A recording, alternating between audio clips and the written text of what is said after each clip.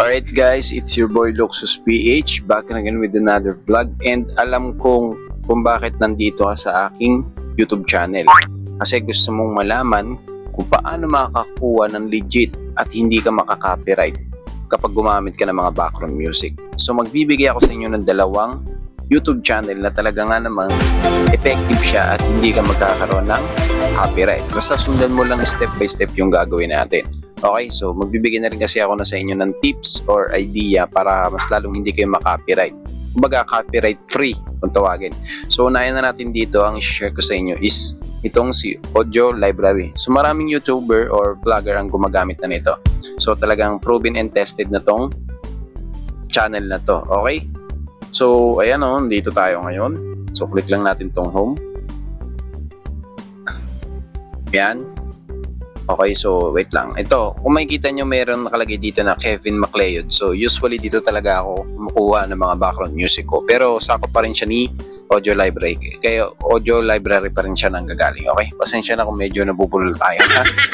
Okay, so live kasi itong ginagawa natin. Alright, so ito pindutin natin at alam ko magiging familiar kayo sa tunog na to. So magsasample tayo dito. Ito yung mga ginagamit ng mga sikat na vlogger o YouTuber. Okay, lalo na to.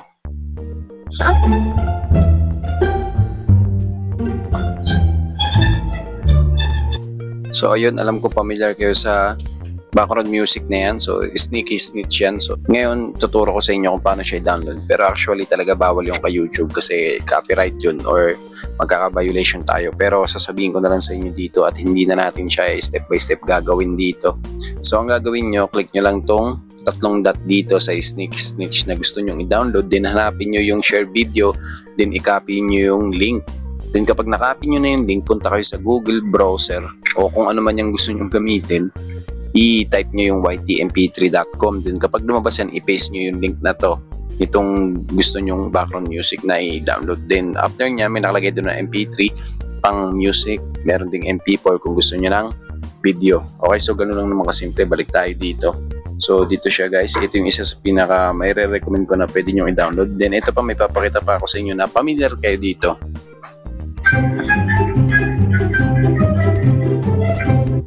Okay, di ba? Ayos, di ba? So ito pa, may share pa ako sa inyong isa. Okay. So dalawa yan. So search lang natin tong si NCS or no copyright sound ata to. Ayan. So make sure din pala guys na kapag gagamitin nyo yung mga background music nila, nakasubscribe kayo sa kanila para hindi kayo ma-detect. Yun nga, ginagamit nyo nga yung YouTube, yung ano nga nila, yung music nila, pero di naman kayo nakasubscribe. Eh baka i-copyright claim pa kayo. Okay? So ito pa, no copyright sounds. So ayan o. Tignan nyo naman guys kung gaano karami video niya. Meron siyang 1.9k videos. Ayan o, so free to use yan mga bro. So, syempre magtatanong kayo, Kuya Luxus, paano nga ba gamitin niya nang hindi ka makaka-copyright kahit alam natin na copyright free naman talaga to. So, balik muna tayo dito kay Audio Library. Or ito na lang pala, may piliin tayong video dito kanina. Then, so testing natin siya. Share. Nabupulol pa ako, pasensya na.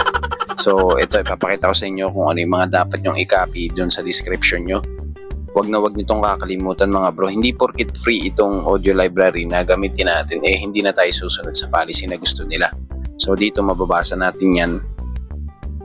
You're free to use this song in any of your YouTube videos, but you must include the following in your video description. Copy and paste.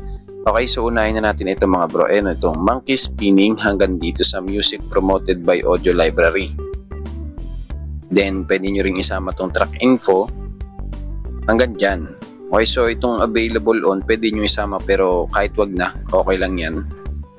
Yan, tapos ito, kailangan basahin nyo rin yan mga bro. Bago nyo gamitin ng isang music or isang video na itatransfer nyo as music para gawing background music, dapat marunong din kayo magbasa ng description ng owner.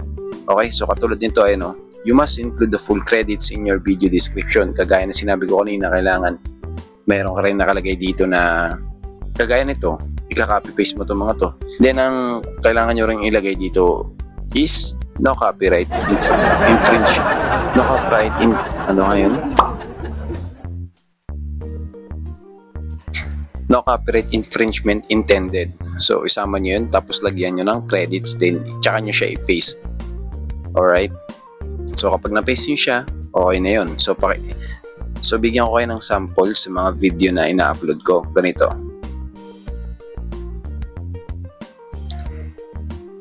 So, meron akong last upload which is ito, yung sa unboxing gift namin para sa anak ko. So, ito yung description ko mga bro. So, dito naglalagay muna ako ng credits. Then, copyright infringement intended. Infringement ba o bahala kayo dyan? Then, yung title ng mismong hiniram ko na link. Then, ito, ayan. Nilagay ko lahat yan. Ilang video rin kasi ito yung kanina, Sneaky Snitch. So, nilagay rin natin yan. Siyempre, ilalagay natin sa description yan para hindi tayo makopyright. So, as of now, hindi naman tayo nakaka-copyright kasi meron naman tayong full of credits para sa kanila or sa ginamit natin background music. So, sana ganun lang din ang gawin nyo and i-subscribe nyo na sila. So, kung nagustuhan nyo yung mga ganitong klase ng video, i-like, comment, share, and subscribe nyo na yan. Follow for more videos para kahit paano ma-notified ka agad kayo kapag may mga bago tayong videos or mga content na i-upload. So, sana nakatulong tong video na to. And yung dalawang YouTube channel na binanggit ko, yung NCS tsaka yung Audio Library, ayan talaga yung pinaka-the best para gamitin natin para sa pag-vlog or background music. So, sana nag-enjoy kayo sa video na to. Maraming salamat sa panonood. See you on my next vlog. Pasensya na sa boses ko. Let's go!